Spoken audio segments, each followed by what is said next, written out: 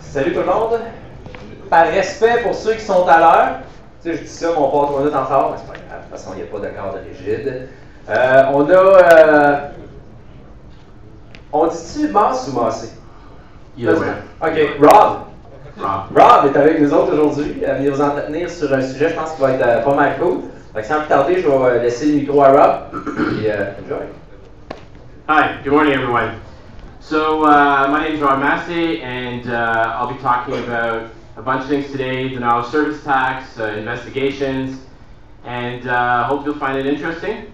And I'll be around for comments after. So, just a quick thing about me. I'm a dad and husband. I have 2 hackers in training here, so we start them out early. And I'm a security consultant. I've been doing security for 20 years, so at least 20 years.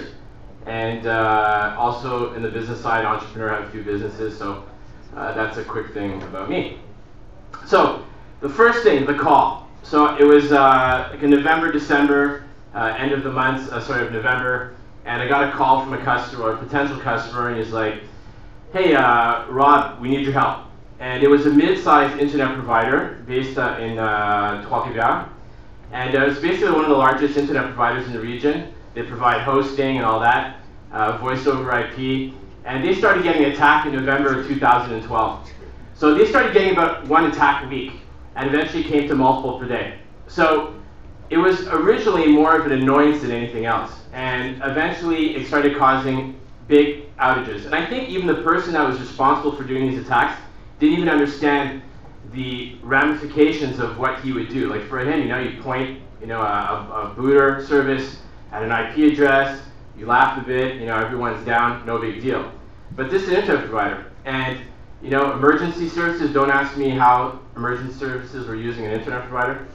A voice over IP provider. A chicken farm lost internet access and had a hard time managing all the chickens. It's a true story. So they're like, help, what do we do? So the investigation. So the first thing was traffic would always start during business hours. That's kind of interesting. So right away, we didn't think it was necessarily something from another country. We thought it was something local.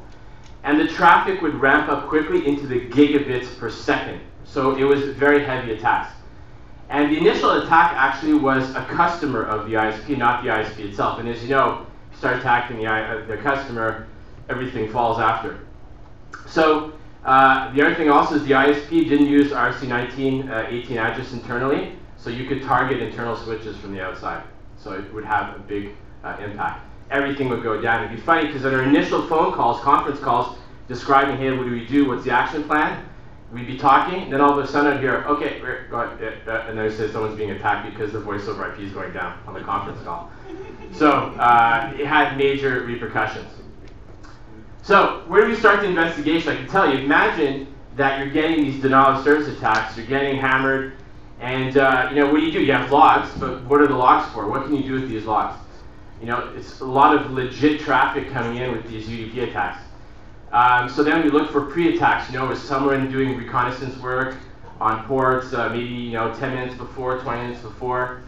Couldn't find anything useful. So do we have any potential suspects? Disgruntled employees. So we had 1 lead out of the potential suspects. So just to say, the suspect is innocent until proven guilty. The person is in court, as far as I know. And so I'm going to talk more about in general things, not specifics. So that person had a network administration background, used to work for a company called Concepta, and he left Concepta to start his own company. And that company actually specialized in denial of service protection. So if you think of the old school mafia things of protection, it's kind of very similar. So what are the investigation sources? We have first LinkedIn, Facebook, who is message boards. You'd be really surprised what you find on message boards. I mean, I find a lot of stuff on people when we do investigations. So LinkedIn page, we have a standard thing, nothing really crazy there. We have the important part for me was this part here. So the person worked at Concepta, and with that Concepta, we figured let's punch into a username, search the web, what we can find. And on Hack Forum and Hack Society, I started seeing messages posted by a user named Concepta. So the messages were all written as a French-Canadian speaking English. You know, I want to play hockey on the heist, like that style. And I'm a French-Canadian, by the way, I'm not trying to film. And that person signed up in one of the forums, 2012, asking specifically of denial of service questions, like how do I do it, etc. Can anyone loan me a botnet? So these are the same day as attacks started on the internet provider. More activity in December. And then the other thing is he likes on his Facebook page Demolition Stressor at the same date and time on his Facebook they did on the website. So there's a lot of interesting things that were coming together on this. So this was on Hack Society, and he goes, hey, need a paid botnet for a week. Hi everyone, I don't have touched the hacking for a long time. SD bot and RC was my last operation. I need your help for an attack on a small website without big connection or protection. Both LOIC and 3-4 computers are not enough. I could pay for this without any problem. And you can see the way the guy writes, you get an idea of his background or what his mother tongue is. Please PM me if you have a nice botnet. Okay, so that's November 2012, right before the attacks really started going. So then we have other people posting, this is on hack forums, and then he goes, hey, anyone want to have access to DDoS boot or source pack? And then he is posting, I would like to have it, please PM me. Another thing where he's like, he's helping other people that want to hack Facebook accounts. Just get on the forum, many posts already exist. So he's a person who's very giving into the hacking community. The other thing here is, 2,000 shell list for free. He's saying thanks for giving it out. Very appreciate. So we're getting a lot of information, and we have tons of information of things that he's posted on botnets, beginner hacking, proxies, the lounge. Once again, we don't know 100% that individual we suspect is that person, but a lot of things kind of align. So we have all the information of what the guy did. He actually joined the day the attack started. We have all his information from the website. On his Facebook page, he has a like here for a DDoS website. If that guy didn't do that like, we would have never found him. We have another thing there where he likes some stuff, and the date and time that he liked the Demolition Stressor website. So the interesting part there is we didn't know, I didn't know really about stressors or booters as they're called. And there's this link here, hfproxnet/rj, and when you go to that, it goes to Rage Booter. So Rage Booter to us was the main tool that the person was utilizing to do the attacks, but we had no solid proof that was actually the system that was used, right? Because the logs didn't mean anything. So what do we do? So normally when you have these types of attacks, you can go the legal route and say, let's contact the police. When you contact the police, anytime you go with investigation police, it will become public. So some companies would rather deal with it internally. They're like, let's deal with the police. So we give a call. First thing you do, you got to call like 911 and say, help, I'm being attacked. Oh yeah, who's attacking you? A computer network. Like, I think we're the wrong person to talk to. So then they escalate that to the local provincial police, so Sûreté du Québec. SQ comes, and super nice guy. He's like, I'm not a computer guy, but I like to do it in my spare time. How can I help? So we kind of imagine trying to explain that. And he's like, well, I'm trying to understand how it works. And, he was very sympathetic, and he's like, I'm going to see what I can do to help you. I'm personally interested in helping you guys. So the problem is that we had no meat in our investigation. What logs did we have that really, he says, send me your logs. It's not like you're getting, someone broke in, took a shell, and started doing stuff. We had, just terabytes of logs of attacks. That's all we had of DDoS attacks. So we needed more information. So then we're like, we need to find out more about Rage Booter and what that is. So DDoS as a service. So denial of service, distributed denial of service as a service. So everyone talks about the cloud and software as a service, another service. So we've all heard of denial of service attacks, distributed denial of service attacks. We have a famous celebrity from Montreal who's responsible for some in 2002. And some of us may have been victims. But once you get these attacks, where do you get the logs from? What do you do with it? So with that clue we found, Rage Booter, we went to Rage Booter, and I signed up for a membership to learn. And I signed up for the $200 lifetime membership. So I figured even after this case, I could probably use it to, piss off some friends or something. So I thought it was a good investment. So the plans and pricing. I mean, this is really a business. It looks just like Salesforce. You have your different monthly plans as a service.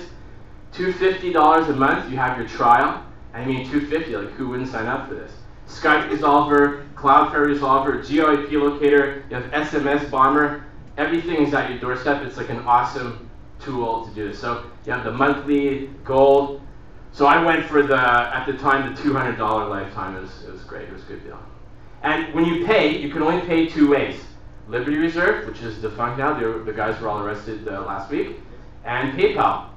So when I paid with PayPal, I wasn't really worried. But I was like, if I pay with PayPal, the other guy paid with PayPal. So that gives me something potential for the future to track. So what the tool looks like, you log in, you have your logs. So I think any good hacker would delete his logs every time he runs these attacks, if he's smart. You have a chat room. This part is interesting, friends and enemy. You can basically share with your other hacker friends sites to attack, saying, hey, you know what, I attacked these sites, the guys really pissed me off. You know what, I'm going to attack them too. So you can share that information. You have Skype Resolver, so sometimes you have a username, you want to try and find their IP address. You have Cloudflare Resolver, IP Logger, geolocation. You have a referral system. Refer 10 of your buddies, get one free. So a very, very well thought out business. I was actually impressed and a little jealous and wish that if it was legal, I would be an investor for sure, because this guy makes coin. So how does the tool work? You basically put the IP address in, port, time, up to 2 hours at a time. Trust me, 2 hours at a gigabit throughput will take anyone down. And you have different types of attacks. So you have layer 4 attacks, just straight out DNS stuff. And then you have layer 7. So you have attacks that are more for Apache or whatever, and you could just basically nail people all day with this. So to me, this is really asymmetrical warfare. It's kind of like when you think of, the terrorists in Iraq or whatever, and IEDs, they'll take a $10 artillery shell that they found and take out, a $30 million M1 Abrams tank. So it's kind of the same thing. $50, $200 lifetime membership, I could attack a multi-million-dollar technical infrastructure with the latest firewalls and everything. The reality is, it's physics. You can't go against physics. If you have 10 gig peak coming in to your 10 megabit link, not much is going to be done about that. So, yeah, and what was really funny was even RageBooter's website, the login, was actually protected by an anti-DDoS service. So that was kind of cool. So when we had to actually try to fix this, what do you do? They're like, let's buy equipment, let's buy Arbor Networks, let's buy all this stuff. And I was like, you got to work with your upstream provider. How much bandwidth does the guy above you have? So we work with Bell, Videotron, trying to say, what can we do with this? And everyone had a hard time. And some of the upstream providers that are very big didn't know what to do with this. They never had this case before at that amount of throughput. And I can tell you that you're going to see a lot more of this as we progress into 2013. So we had a break in the case. We had RageBooter, we had some interesting information. So the sales guy that actually referred me, like a friend of a friend referred me to this this customer, and he knew the sales guy, their wives dated or something. So he called, he's like, hey Rob, how's it going? I'm like, I don't know, we don't have much, like we're working hard on it. He goes, why don't you just call the DDoS guy, the guy who owns the website, and ask him? I'm like, that's such a stupid idea. And I'm like, well, what do I have to lose? So I give the credit to that sales guy who just came out with this totally out-of-the-box idea. So let's do it. So this is the actual conversation I had with the guy. So I'm going to go through it a bit. So I'm Bob Stevens, and I send out a request to the RageBooter guy that's on the website. And I go, hey, question for you. Is it possible to buy a log off a RageBooter? And he goes, what do you mean? And I said, well, your system's being used to attack some IP addresses. I know that you're doing these attacks. I'm not a cop, obviously, because I couldn't use this in court after, I said, I know that I've dealt with other people like this before. It's just a question of price. Like, what's your price? Discretion assured, of course. Okay?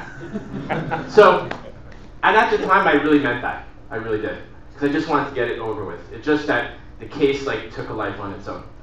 So he goes, I don't give out attack logs for the safety of my clients. If anyone has read Brian Krebs in the last week, he did a whole thing about RageBooter and how RageBooter was selling or giving away the logs to the FBI. Is that true or not, or whatever? I have no idea, but it was very interesting. So he goes, but if you tell me the IP address is being attacked, I'll be more than happy to blacklist it. So I thought that was, that's a pretty good compromise. I'll take what I can get. So I go, that's appreciated, and, what I'd like to do is, it's a small ISP, I'd really love to get and identify the person. Not, once again, not for legal reasons, because at the time I just wanted to stop it. And I could tell you that the customer was thinking about calling like the Hells Angels to go break a guy's arms. He was that upset dealing with it everything. It's a joke. So in the meantime, he goes, get me the IP addresses. So he goes, I said, here, I actually think at the time there was an attack, and the guy copy-pastes the log entry, which he said he wouldn't give me, and realizes it and deletes the information. I see it for literally 1 second on the screen. So he goes, apparently there are attacks being sent to the IPs you mentioned, and then I said, I saw the IPs. So we don't give, and then he goes, we at this time do not log user IPs send the attacks, but the IP said had been attacked by Rage Productions. So he then blocks it, so that's cool, I'm happy, it's good news potentially for my customer. So then he mentions that his website, RageBooter, is not the only one that he has other ones. And it's Rage Productions. Once again, a solid business.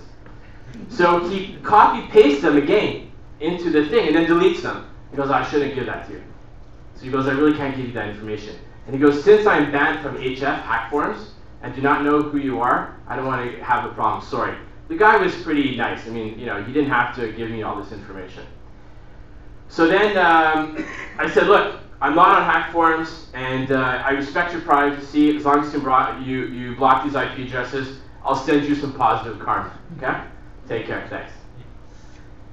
So our friend copy-pasted that login, and what's the chance that it's still in memory?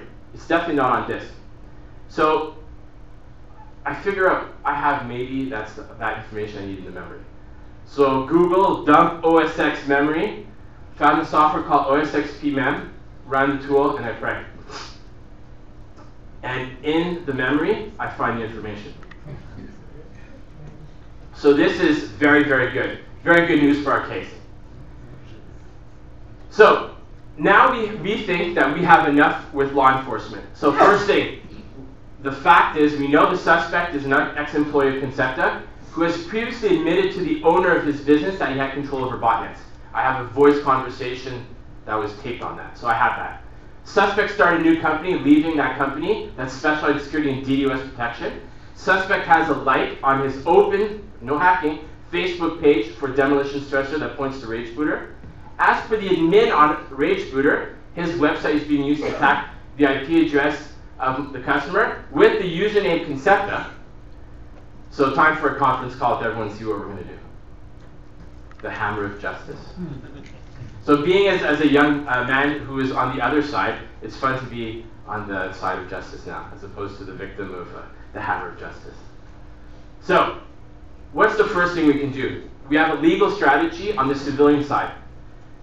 We have some evidence, we're going to go to civil road. And what we say is we're going to get an Anton Pillar order. So for those who don't know what an Anton Pillar order is, think of it as a civilian search warrant. I could go to a judge and present a case, and I could go to your house and seize your hard drive just like a police officer can. So the Anton Pillar is used mostly in intellectual property cases. So you have a guy who left the company, went to work at another company. The first company, the victim, can get an Anton Pillar against the new company and say, I want to take the hard drive, see if the employee stole the IP and went there. So it's tough to get from a judge. There's like a 20-30% success rate in actually convincing a judge for this. So after some legal wrangling, we were granted the order to search 2 locations. One was the house, second was the office. And what was particular about the office is that the business of the suspect was co-owned and invested in by a local businessman who has no understanding of computers. He was a guy in the trades, you know, like a construction guy, for example. So this guy's office was in this building that was housed for the investor's business. So we said, you know what? I was like, we're going to do the, we're going to go what in Thursday, Friday. He goes, no, I'll get it done Sunday. I was really surprised. So off to 12 for some fun. Bright and early, minus 20. It was freaking cold that morning, and we had police, bailiff, locksmith, computer forensic expert, lawyer of customer, independent lawyer, and me. Independent lawyer is interesting. I didn't know that, but when you go serve with the Anthem Pillar, you actually have to have an independent lawyer to explain it to the guy when he's there. You can't just show up with the bailiff or whatever. You have to go and show up with that. So, police show up, confirm identity with bailiff. We go in, and there was literally, we met maybe like 4 blocks away. There were like 12 cars all lined up with the engines running, waiting. Like, that guy would have drove by earlier, you know, probably would have thought something. But when we go in, we have some bad news. Something was weird. And I tell my customer who was with me, I said, something's not right. He wasn't surprised. His wife wasn't surprised. She was annoyed though. I could tell you all those people in the house. And the suspect visited my LinkedIn 2 days before. It was impossible for him to know that I was working on this case. Only the customer, because Concepta, knew about it. So that means we had a leak. So we finished up at his house and went to the office. And I set the expectation right there to my customer. I told him there's a good chance that this guy knew we were coming and wiped everything. That's why he has a smirk on his face while we look through his stuff. So things got interesting at the office. We show up at the office, and his business partner was there, and with his lawyers and stuff, and you know they're trying to understand what was going on. And you know, this entrepreneur was like, you know, I invested in this company, this computer guy, but I don't know anything about it. And you know, he didn't want us to search. Eventually, he said, "Okay, you can search," and then we started going. And the suspect had terabytes and terabytes of disk space, servers everywhere. We only had a certain amount of time. So how were we going to search everything? It's impossible. We had to pick some targets. So the whole time, the guy just said, "Oh, you know, I didn't do anything. No problem. Everything's cool." You know, if I was a victim of this, I'd be screaming, "Get the hell out of my office." I'd be mad. This guy was like, "Yeah, no problem." He was super confident. So we're like, you know, we're going to try our best to see how it goes. So we leave that day, and we start the forensic evidence process, starting running in case I'll do searches, index the drives, and we're trying to look for evidence. So we get word about a crown prosecutor, like the head of Minister of Justice in Quebec, who is very interested in what happened on Sunday. So before, as we mentioned, SQ didn't have enough evidence, you know, from the criminal side. They didn't know what to do. So now we actually have the hard drive of the suspect. So that was interesting. The second part was the suspect's lawyers was trying to get the Anthem Pillar squashed, to say everything you collected on Sunday is inadmissible. So we had this like time that we had to get things done. So the first one was the prosecutor says we want a copy of the hard drive. And we have to actually get the copy of the hard drive to the prosecutor before the Anthem Pillar is potentially quashed. So we did that as quickly as possible. The judge denies the quashing anyway, so it made no difference. Customer provides hard disk to prosecutor. And then a few days later, the person was arrested. So, what were the lessons learned? Well, I can't, like I said, discuss super details of the case that aren't already public. If you search this, a lot of this stuff was in the news, so it is public, but some wasn't. One is when you wipe a hard drive, wipe the whole hard drive. So, I'll give you an example, not necessarily with this one, but, you know, when you wipe the free space to slack space, you know, that's good. But it didn't wipe your backups over the last year. Yeah. That has everything. Don't create accounts with your name or the company you work for on hacker forums. Don't like websites you use to commit a crime. Don't pay with PayPal. Don't think that you're smart. Everyone makes mistakes. Everyone. Every criminal, everyone gets busted. It's just a question of time and effort. Think out of the box. That sales guy who gave me that idea allowed us to think out of the box. And also, police can only do so much. You need to be proactive. I spoke to them a lot. I work a lot with law enforcement for other projects. I mean, they're like, Rob, we really want to help. We want to do what we can. You know, I tried to see if I could pull some strings to get more interest. The reality is there's a certain amount of homework that I had to do to kind of line it up so that they had an interest to it. And that's it. Any questions? I think we have time. Yeah, sorry. Si vous avez des questions en français, aucun problème, on peut discuter ça en français aussi. Your leak, is it possible it was your LinkedIn profile that he was able to see that your profile looked at it? Yeah, so that's a good question. It could have been that, and we did was, well, the fact that he clicked on the page, yes, absolutely, that could be one thing. But to me, that wasn't the leak. It was a leak that he knew that we were coming. And that means someone told him that we were coming inside the company. So the fact he clicked on LinkedIn is like one thing, but the fact that he literally, when we showed up, he's like, hey, how's it going, man? Yeah, here's my computers, here's the passwords, here's everything. Like, that wasn't normal. It was a little disturbing, actually. But I was really like, yeah, we're gonna, you know, and he was so cool about it. I was like, you know, he deleted everything. Other questions? No? All right. Oh.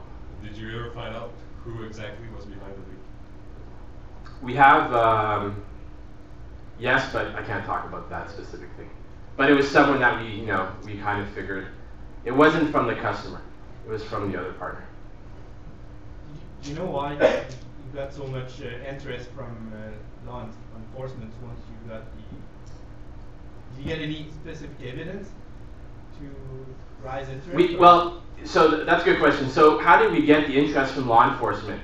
It's kind of like a chain, right? So what happens is, because we got enough to convince a judge on the civil side and get the Anton pillar, that if the judge was convinced on the civil side, I mean, a police to get a search warrant has to convince a judge, prosecutor, and a judge. So if we get that guy, then the fact that that was done, the criminal side was interested as well. Also, I've worked with law enforcement on other cases, so you know, I was telling them, like, really, you guys have a lot to go with. Like, I would make the chance or make the jump of faith, but the reality is, I mean, you know, it's beyond their control for a lot of things. Like the detective I was working with, he's like, Rob, you know, you give it to the prosecutor, and then you see what happens. Yes. I'm not familiar with the Canadian law. In the United States, we would probably prosecute the guy on the basis of 18 U.S. Code 1030A, which is the Computer Fraud and Abuse Act, that penalizes unauthorized access to or interference. What's the Canadian or Quebec equivalent? I just don't know. I have no idea. Oh. I would talk to a lawyer. No yeah, I mean, there's a lot. I can tell you what I was charged with when I was 15, but I couldn't tell you like what it is now. Yeah, so I have no idea what the actual things or what he was charged with. No problem. Like in the newspaper, it didn't say it, and I didn't bother to look. It's all public, so you could look it up in the legal documents, the Minister of Justice website there. But I have no idea. I think there's a few articles in the criminal code, but I can't tell you exactly what it is. Yeah, there's data mischief, unauthorized use, and a few others. There's not many, and they usually it's like 4 things, and they'll pool it into one specific thing. Like they cram things in. Yes. I was just curious, any idea why he was so angry at this small ISP? I don't know. I mean, we have our thoughts of why he did it, but Was there any gain on his part? I don't know. Like, from what I saw, there was absolutely no gain other than being happy watching someone crater. You know what I mean? Like, I mean, he caused a lot of dollars worth of damage. It wasn't like I said, to the customer he caused dollar damage, but to also their customers. And you know, if you Google the customer and you know complaints CRTC and people complaining all the time, you know, you're the customer. You just want your internet to work and stuff. Yeah. So I mean, there's a lot of damage here. So we don't know why he really did it. And it wasn't part of my mandate. Like, I don't want to get into the emotional, psychological side of But this. there was no financial gain from this whatsoever that you found. No, it's not like he was a publicly listed company and he can affect the stock price and, you know, short the stock or something like that. It just seems like, it's crazy. I honestly, I can't comment. Yes? I can. based on theoretical work. I mean, there's a lot of work done on profiling of the computer-based criminals. And some of first of all, there's no one answer you're going to come up with without actually interviewing and studying the individual. I can tell you some of the background. One is that many of the computer criminals fall into the Diagnostic and Statistical Manual 4 of the American Psychiatric Association as people with narcissistic personality disorder. In other words, they, without thinking about it, they see themselves basically as the gods and centers of the universe. So any opposition to their will is viewed as intolerable. I mean, they are pissed to hell. I absolutely deny that. You deny that. That's one possibility. And then another possibility, some of the people have been profiled, and they fall into a related category called the antisocial personality disorder, and that used to be called the sociopath. They have great difficulty experiencing emotion. In other words, if you look at the way they live their lives seem to be emotionally flat, unless they do something, exciting and out of the ordinary. So in some cases, the antisocial personality people will go into criminal hacking, among other things, as a way of getting that endorphin rush. So yeah, so just to say, like, that guy was, I mean, he wasn't, I would call your closeted hacker nerd guy that lives in a basement, like, hey, you had a wife, you had a kid, you had 500 friends on Facebook.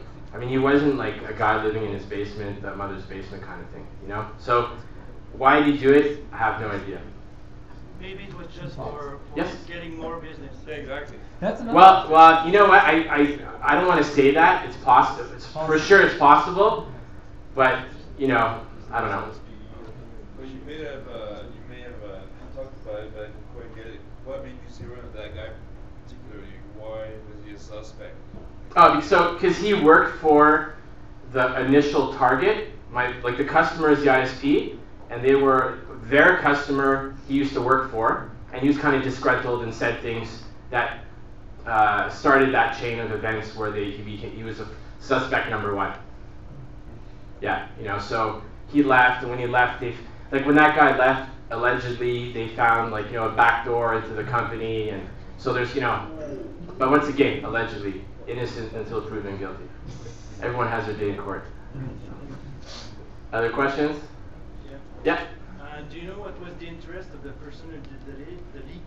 The money or? Well, I don't know. No, I don't think so. I think it was he used to work there. Well, so that's one thing. The second thing is he could have compromised the computer of that company as well, and he was actually just reading all the email.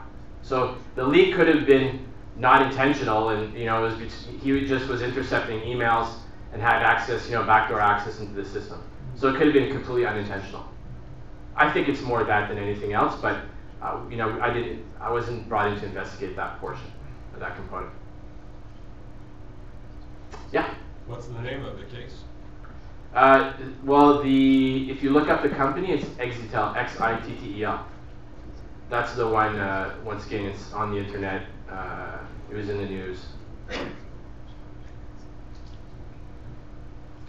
Other questions?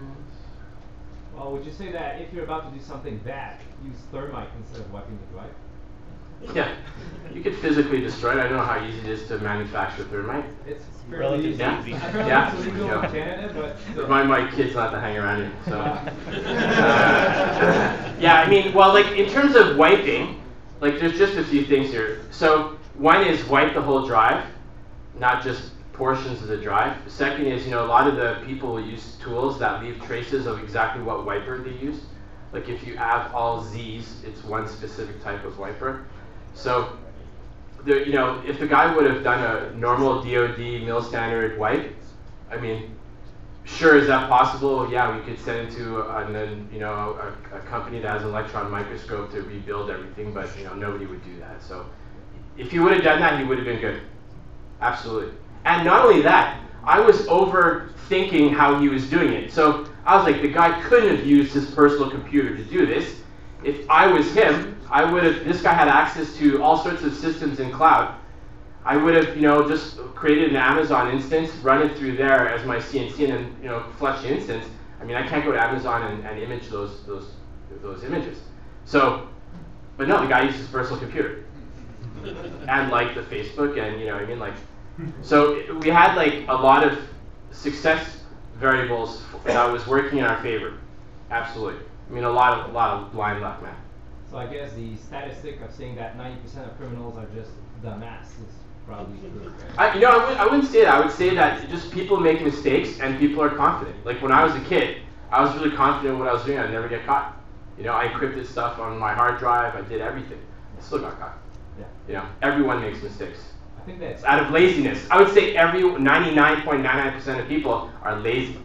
And when you're lazy, you make mistakes, you do shortcuts. You're tired of logging in through 3 proxies to attack someone. Now you do 1 proxy.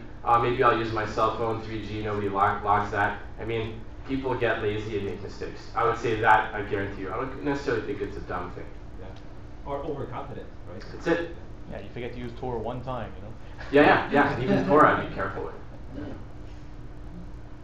Great, so I have another 20 minutes outside if you guys want to talk offline.